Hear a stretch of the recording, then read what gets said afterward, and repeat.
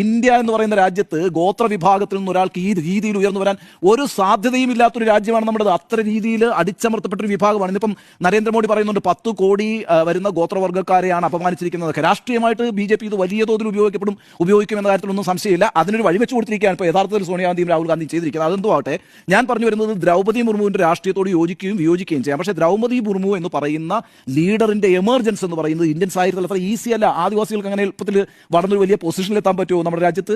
അല്ലെങ്കിൽ പിന്നെ ഗോത്രവർഗ്ഗക്കാർക്ക് പറ്റുമോ? എന്തിനേറെ പറയുന്നു പ്രധാനമന്ത്രിയുടെ പോസ്റ്റ് ഏറ്റവും ഉയർന്ന രാഷ്ട്രപതിയുടെ പോസ്റ്റല്ലേ? ആ രാഷ്ട്രപതിയുടെ പോസ്റ്റിലേക്ക് ഒരാൾ എത്തുന്നു എന്ന് പറയുന്നത് അതും ഒരു വനിത എത്തുന്നു. അതാണല്ലോ അതിന്റെ ഏറ്റവും പ്രധാനപ്പെട്ട കാര്യം. ഇപ്പൊ രാംനാഥ് കോവിന്ദ് ദളിത് വിഭാഗത്തിൽപ്പെട്ട നേതാവാണ്.